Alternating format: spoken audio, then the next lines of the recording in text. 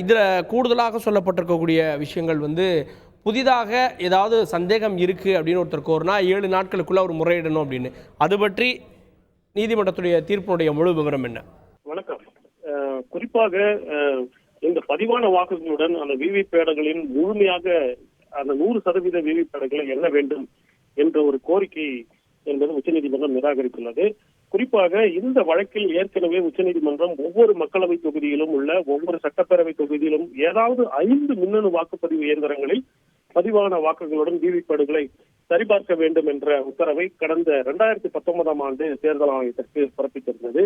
இந்த 5 மின்னணு வாக்குப்பதிவு இயந்திரங்களில் பதிவானதற்கு பதிலாக முழுமையான இவிஎம்களில் பதிவான அனைத்து விவிபேடுகளையும் அனைத்து இவிஎம்களுடன் சரிபார்க்க வேண்டும் என்பதே மனுதாரர்களின் கோரிக்கையாக இருந்தது. அந்த கோரிக்கையை நிராகரித்து உச்சநீதிமன்றம் இந்த உத்தரவை பிறப்பித்துள்ளது. மேலும் தற்போது இந்த தேர்தல் முறையை சந்தேகிப்பது தேவையற்ற நம்பகத்தன்மை கொள்வது தேவையற்ற சந்தேகங்களுக்கு வெற்றிடும் என்ற ஒரு கருத்தை உச்சநீதிமன்றம் தெரிவித்துள்ளது. இந்த 3 நீதிபதிகள் 2 நீதிபதிகள் ஒருமித்த தீர்ப்பை எழுதியுள்ளனர். நீதிபதி சஞ்சீவ் கண்ணா, நீதிபதி தீபாங்கர் தத்தா தான் இந்த இரு தீர்ப்புகளும் தனித்தனியாக எழுதினாலும் அது ஒருமித்த தீர்ப்பாக தான் நாம் கொள்ள வேண்டும். பதிவான வாக்குகளுடன் முழுமையான விவிபேடுகளை சரிபார்க்க வேண்டும் என்ற கோரிக்கையை உச்சநீதிமன்றம் நிராகரித்திருப்பதுடன் வாக்குச்சீட்டு முறையில் வாக்குப்பதிவு நடத்த வேண்டும் என்ற கோரிக்கையை உச்சநீதிமன்றம் நிராகரித்துள்ளது. மேலும் அந்த சின்னங்கள் பதிவேற்றிய பிறகு அந்த யூனிட்டை சீல் வைக்க வேண்டும் என்ற ஒரு புதிய உத்தரவை உச்சநீதிமன்றம் பிறப்பித்துள்ளது. இது அந்த தேர்தல் முடிவுகள் வெளியான அந்த 45 நாட்கள் வரை அதை பாதுகாப்பாக வைத்திருக்க வேண்டும் என்ற ஒரு விஷயத்தையும் இவிஎம் மைக்ரோ கண்ட்ரோலரில் உள்ள மெமரியை தொழில்நுட்ப பொறியாளர்கள் வேட்பாளர்கள் கோரிக்கை இருக்கும் பட்சத்தில் ஆய்வு செய்ய வேண்டும் என்றும் தேர்தல் முடிவு அறிவிக்கப்பட்ட 7 நாட்களுக்குள் இந்த கோரிக்கையை வேட்பாளர்கள் முன்வைக்க முடியும் என்றும் இதற்கான செலவை வேட்பாளர்களை ஏற்க வேண்டும்.